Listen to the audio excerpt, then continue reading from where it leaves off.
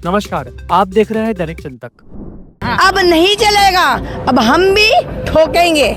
और धार्मिक क्षेत्र में तो आना नहीं। कोई बोल रहा है 20 साल से लगा रहे, 30 साल से लगा रहे, हो गया तुम्हारा टाइम खत्म, अब नहीं आना। इनको क्या जरूरत है वहाँ पे जाके मंदिर में जाके मेला लगाने की? हम तो नहीं जाते उनके मस्जिद दरगाह उर्स में, हम तो नहीं जाते हम वहाँ मेला लगाने।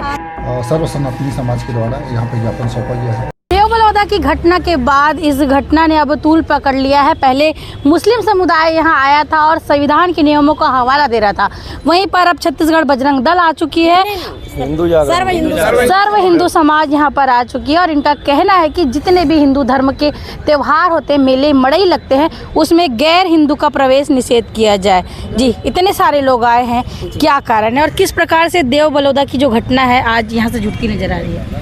देवबलौदा की घटना ये एक ऐसी घटना नहीं है, वहाँ हर जगह बार बार होता है और इसी मेले में जिहादी लड़के जाते हैं। मेले के बहाना करके वहाँ गांव वालों ने बताया कि जो लड़का कुर्ती बेचता था बार बार हमारी बेटियों को ऐसे टच कर करके दिखाता था, मना करने पर नहीं माने। तब गांव वालों ने हिंदू समाज के बाकी हिंदू संगठन वालों को बताया, तब हमारे भाइयों ने वहाँ गए और जा करके विरोध किए तो उन लोग कहने लगे कि हम अल्लाह को छोड़कर किसी से नहीं डरते, जो करना है कर लो। भड़काया उन लोगों ने था, मगर कार्रवाई एक तरफा हमारे लोगों के ऊपर हुई। तो क्या चाह रहे हैं आप लोग? हम यही चाह रहे हैं कि वो हम कभी उनको दुकान लगाने नहीं देंगे हमारे मंदिरों पर। अगर उस मंदिर में इन लोगों ने नमाज पढ़ लिया, अभी अयोध्या में हुआ था, आप लोग देखे होंगे, कश्मीर से आया एक मुस्लिम ने नमाज पढ़ा और नमाज पढ़ लिया और उस जमीन को वक्फ की संपत्ति घोषित कर देंगे तो प्रशासन जाएगा क्या छुड़ाने के लिए हमारे साथ? हमारे 1400 साल पहले इस्लाम आया और 1500 साल पहले का हमारा मंदिर चेन्नई में है, जिसको इन लोगों ने वक्फ की संपत्ति घोषित कर दी। कौन सरकार क्या बिगाड़ा? क्या मोदी सरकार ने कुछ किया या किसी ने किया?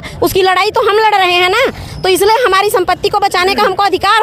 आप पूरा भगवा पहन के आई हैं, क्या कहना चाहेंगी इस घटना के बारे में? क्या कहना चाहेंगी? और अगर गैर हिंदू इस तरीके से मेले में दुकान लगाता है, क्या कुछ समस्याएं हिंदू समाज को या फिर सर्व समाज को देखनी पड़ेगी? बिल्कुल समस्या है और मैं जो कुछ बोलना चाहिए सारी चीज़ें भैया ने, प्रफुल्ल भाई ने और शकुंतला दीदी ने कह दिया।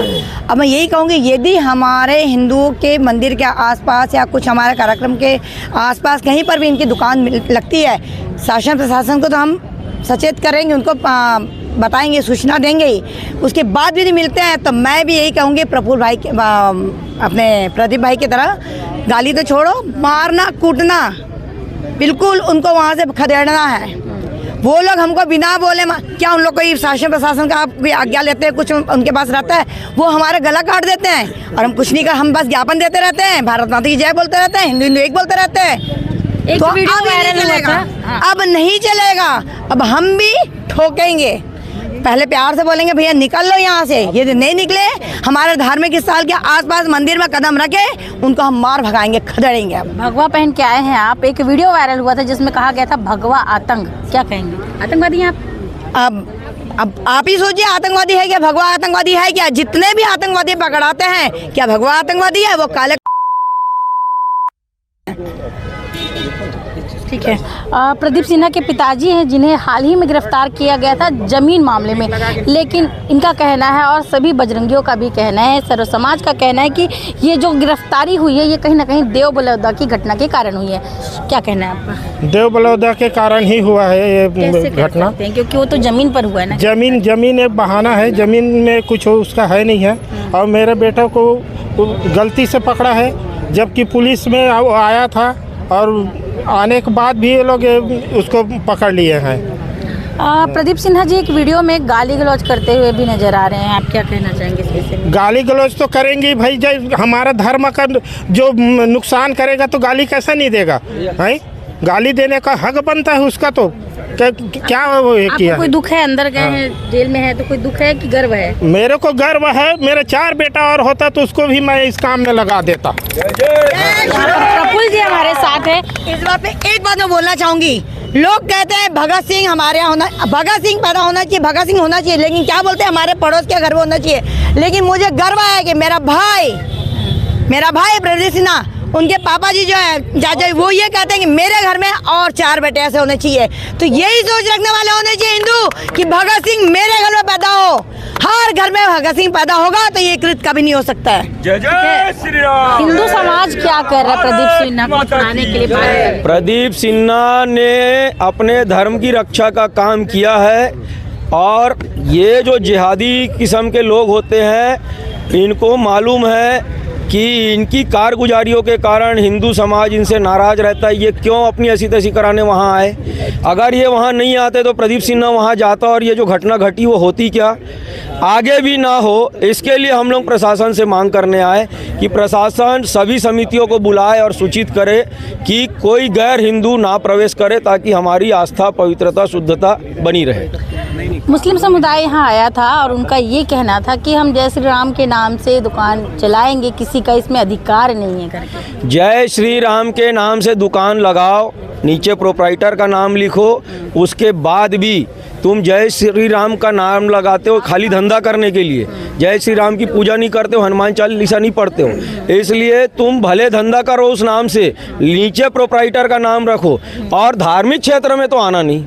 कोई बोल रहा है 20 साल से लगा रहे, 30 साल से लगा रहे, हो गया तुम्हारा टाइम खत्म, अब नहीं आना। क्या नुकसान देखने को मिलेगा इनके दुकान लगाने से? भैया हमारी पवित्रता, बिना पवित्रता के कोई शुभ कर्म सनातन में शुरू नहीं होता। ओम अपवित्र पवित्रो व सर्वावस्थांगतोपि व स्मृत पुंडरीकाक्षम सवायाभ्यंतर शुचि, है ना। तो इससे हमारी पूजा पाठ शुरू होती है। और ये थूकेगा, नाली मूतेगा, वहाँ मूर्ति पूजा का वीर। मेरे को ये बताओ, मैं आपसे एक पूछता हूँ, एक सामान्य नागरिक के कारण तहत, आपके घर में माता पिता है और कोई व्यक्ति आपके घर में आएगा, मैं ही आऊँगा और मैं बोलूँगा मैं आपके माता पिता की इज्जत नहीं करता, आप मेरे को घर में घुसने दोगे? मेरे को खाना खिलाओगे? मेरे को रहने के लिए जगह दोगे? बस वही मैं कर रहा हूँ, लात मारूंगा, भगाऊंगा वहाँ से। तो अभी आप लोगों ने ज्ञापन सौंपा है, क्या कुछ आश्वासन मिला है? ज्ञापन में क्या कुछ? आश्वासन तो ऐसा है कि हमारा फर्ज है शासन प्रशासन में काम करने के लिए, उनको देंगे, लेकिन शासन प्रशासन यदि हमारे धर्म की पवित्रता की रक्षा नहीं कर पाएगी तो फिर हम सब सक्षम हैं। मेरे घर का क्या नियम रहेगा, मेरे धर्म का क्या नियम रहेगा, ये मैं और मेरे समाज के लोग तय करेंगे। परिचय देंगे आप? मैं प्रफुल्ल पटेल, हिंदू जागरण मंच, जिला सह संयोजक और विचार क्रांति। क्यों आए हैं? रायपुर से आए, बता रहे क्यों आए हैं यहाँ तक?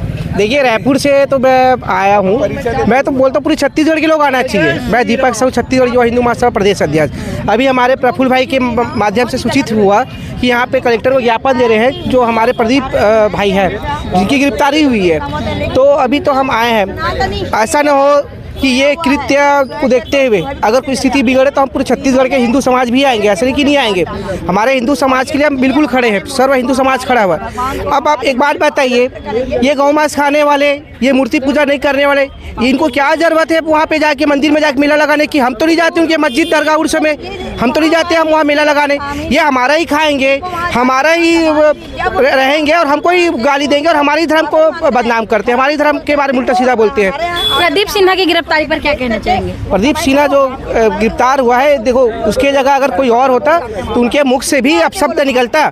भैया, जब आपको प्यार से बोला जा रहा है, मामले में गिरफ्तारी की? देखिए ये जो पर जमीन का, देखिए मैं बता रहा हूँ, ये जो जमीन का मामला है ना, इसको जो है डिनाइड किया गया है। ऐसा कुछ मुद्दा उनको मिला नहीं कि कैसा गिरफ्तार करेंगे। हिंदू को क्या चाह रहे हैं आप? हम चाहते हैं प्रदीप भाई को जल्द से उसको हिरासत पे जो रखे उसको छोड़े।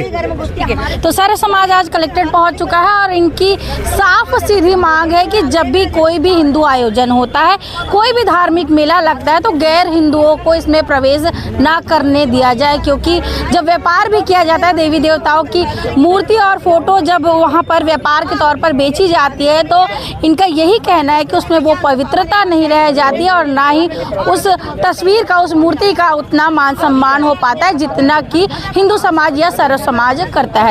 सर्व हिंदू समाज आया था, ज्ञापन दिया और कई सारे एलिगेशन जो है मुस्लिमों पर लगाया और कहा कि दुकान उनको जो है हिंदू त्योहारों में और सब में नहीं लगाने दी गई। सर्व सनातनी समाज के द्वारा यहाँ पे ज्ञापन सौंपा गया है, जिसमें उन्होंने कहा कि मंदिर के सामने में जो दुकानें लगती है उनके एक ही धर्म के लोग हों, जिसके लिए अभी शांति समिति का बैठक बुलाई जाएगी और चर्चा की जाएगी इसमें। जो बोल रहे कि विरोध प्रदर्शन किया जाएगा, उग्र आंदोलन किया जाएगा, ये सब दुकान रखते हैं, तो अभी उनका ज्ञापन प्राप्त किया गया है। ज्ञापन के अनुसार अभी उनकी बैठक बुलाई जाएगी, शांति समिति की बैठक बुलाई जाएगी इसमें।